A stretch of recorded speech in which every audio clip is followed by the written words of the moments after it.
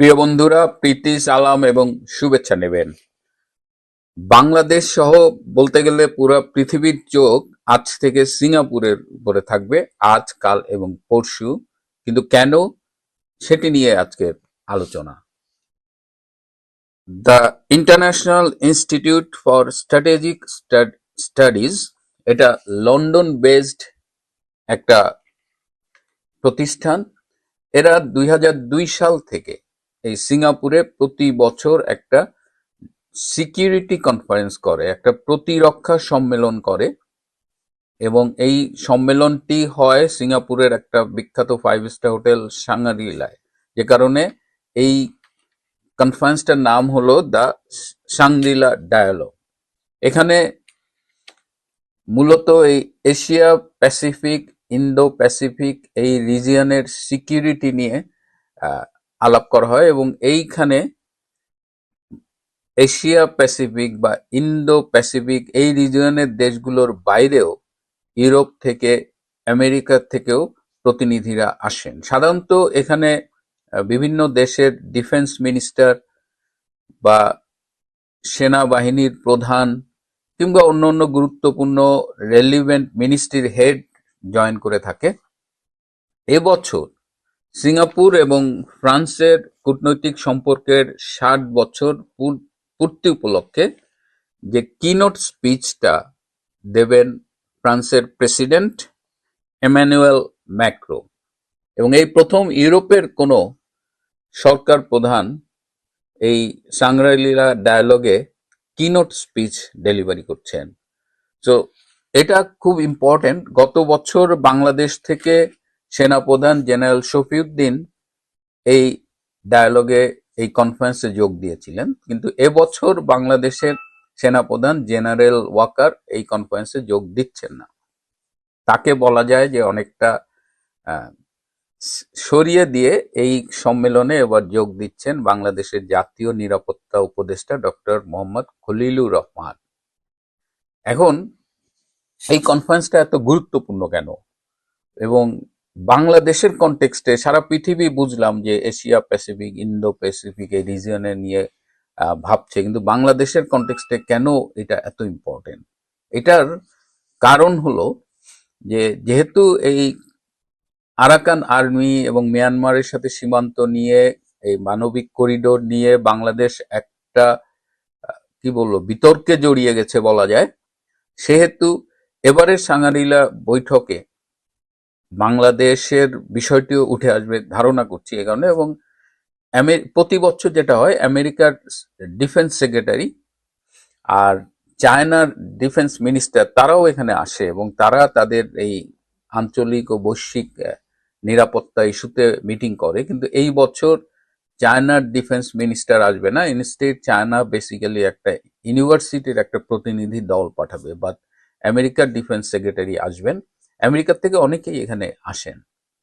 তো এবার আজকে শুরু হচ্ছে কনফারেন্সটা, এবং আজকে রাতে সিঙ্গাপুরের সময় ৮টায় হলো কিনোট অ্যাড্রেস, ফ্রেঞ্চ প্রেসিডেন্ট দেবেন, তারপরে ডিনার আছে। আজকে সারাদিন বেসিক্যালি বাইল্যাটারাল মিটিং গুলো হবে, বিভিন্ন দেশের প্রতিনিধিরা নিজেদের মধ্যে মিটিং করবেন। এখানে ভারতেরও প্রতিনিধি অংশগ্রহণ করবেন। এখানে যেটা হলো যে খুব ইম্পর্টেন্ট একটা সেশন আছে কালকের শনিবার, এটা হলো first plenary session, United states new ambitions for Indo Pacific security.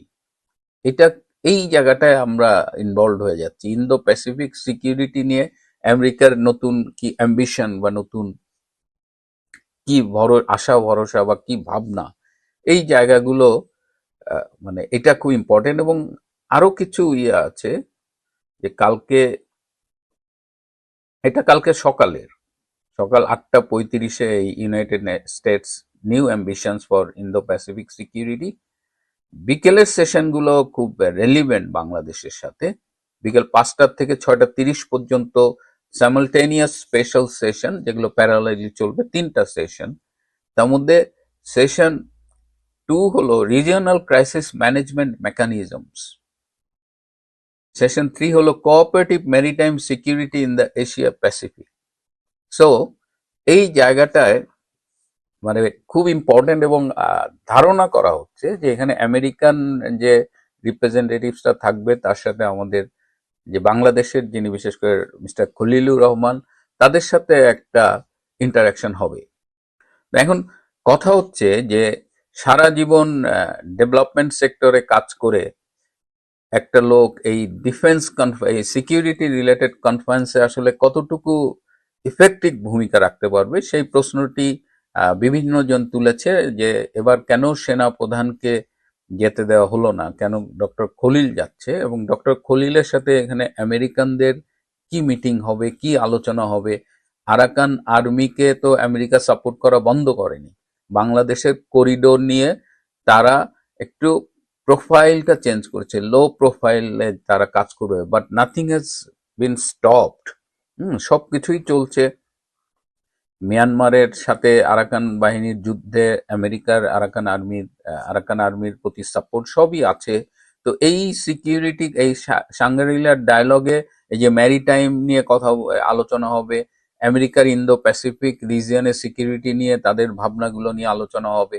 তো ন্যাচারালি আমেরিকা তো বাংলাদেশে ইনভেস্ট করতে চাইছে এই ফর্মে। আমি জানি না ইনভেশন শব্দটা অ্যাপ্রোপ্রিয়েট হলো কিনা, বাট সামহাও ইনঅ্যাপ্রোপ্রিয়েট হওয়ারও কোনো কারণ দেখি না। তো এই জন্য আজকাল পরশু সিঙ্গাপুর নিয়ে আমরা একটু সতর্ক নজর রাখবো। আমি জানি না ডক্টর খলিল আর কার কার সাথে সেখানে কথা বলবেন, দেখা করবেন, কিন্তু doctor Khalil is not the right person to attend this conference, এটা খুব ক্লিয়ার। এটা বাংলাদেশের জন্য মানে এইসব কনফারেন্সে অনেক সুযোগ থাকে, অনেক কিছু গেইন করার, বিভিন্ন দেশের সাথে কথা বলা, but I don't know how ফা doctor Khalil will be able to achieve anything. কিন্তু ডক্টর খলিল যে তার আমেরিকান কাউন্টার পার্টের সাথে কিছু আলোচনা করবে, নতুন কোনো প্ল্যান করবে, কনস্পেসিও করতে পারে, সেটা ঠিক। আর একটা কারণে সিঙ্গাপুর ইম্পর্টেন্ট, আপনারা জানেন যে আমাদের প্রধান উপদেষ্টা ডক্টর ইউনূস এই মুহূর্তে জাপান ভ্রমণে রয়েছেন। সেখানে নিকেই সম্মেলনের 30তম সম্মেলনে তিনি স্পেশালি ইনভাইটেড গেস্ট। এখানে ওয়ার্ল্ডের মাহাতির মোহাম্মদও আছে, এবং এরকম লেভেলের অনেকেই ইনভাইটেড। সো এটা একটা ইম্পর্টেন্ট মিটিং। আজকে ধারণা করা যাচ্ছে কাল বিকেলে ডক্টর ইউনূস আবার আমাদের বাংলাদেশের দূতাবাসে তিনি প্রবাসী বাংলাদেশিদের উদ্দেশ্যে কথা বলেছেন। ডক্টর ইউনূস এখানে বিএনপি নিয়ে কিছু কমেন্ট করেছেন, নাম উল্লেখ করেনি, যে একটা দল ডিসেম্বরের মধ্যে নির্বাচনের জন্য উদ্গ্রীব হয়ে আছে, আর কেউ নির্বাচন চাইছে না। সো এটা নিয়েও বিএনপির মধ্যে একটা টানাপোড়েন, একটা উত্তেজনা দেখা গিয়েছে। কিন্তু যে খবরটা আছে যে আজকে জাপানিজ প্রাইম মিনিস্টারের সাথে ডক্টর ইউনূসের দেখা হতে পারে লাঞ্চ টাইমের আশেপাশে, এবং বাংলাদেশ $1 বিলিয়ন মানে $100 কোটি জাপানের কাছে সহায়তা চেয়েছে। কারণ এই বছর বাজেট করতে গিয়ে ডক্টর ইউনূসের সরকার ভীষণ হিমশিম খাচ্ছে, কারণ বাজেটের জন্য পর্যাপ্ত টাকা তারা জোগাড় করতে পারছে না। এই জন্য জাপানের কাছে কিছু টাকা চেয়েছে, বিশ্ব ব্যাংকের কাছে কিছু টাকা চাইবে, এবং অন্য অন্য দাতা সংস্থার কাছে কিছু টাকা চাইবে, কারণ বাজেট তো এই জুন মাসেই বাজেট প্রেজেন্ট করতে হবে। তো এই অবস্থায় একটা সূত্র জানিয়েছে, এটা এখনো কনফার্ম না, যে আগামীকাল জাপান থেকে হয়তো ডক্টর ইউনূস সরাসরি সিঙ্গাপুরে যেতে পারেন, এবং সিঙ্গাপুরে যাওয়ার কারণ হবে সিঙ্গাপুরে বিএনপির কোনো এক হাই লেভেলের নেতার সাথে তার একটা মিটিং হতে পারে। এই মিটিংটা আয়োজনের জন্য চেষ্টা করা হচ্ছে, এবং আপনারা জানেন যে ডক্টর খলিল কাতারে গিয়েছিলেন, এবং তার আজকে বাংলাদেশে ফেরার কথা ছিল, কিন্তু তিনি আজকে না ফিরে তিনি গতকাল ফিরেছেন, 27 তারিখে ফিরেছেন, গতকাল না 27 তারিখে ফিরেছেন, এবং তিনি গতকাল রাতেই সিঙ্গাপুরে ফ্লাই করেছেন। এই মুহূর্তে তিনি সিঙ্গাপুরে আছেন, থাকার কথা আর কি।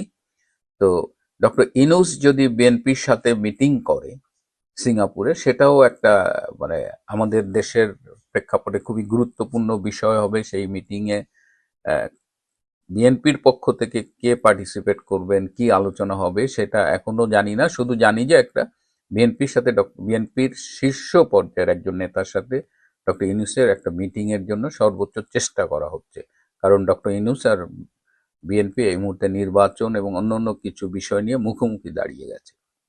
সুতরাং keep an I on Singapore. প্রিয় বন্ধুরা, আজ এ পর্যন্তই। ভালো থাকবেন, সুস্থ থাকবেন, তার চেয়েও জরুরি হলো নিরাপদে থাকবেন। সবাইকে অনেক ধন্যবাদ।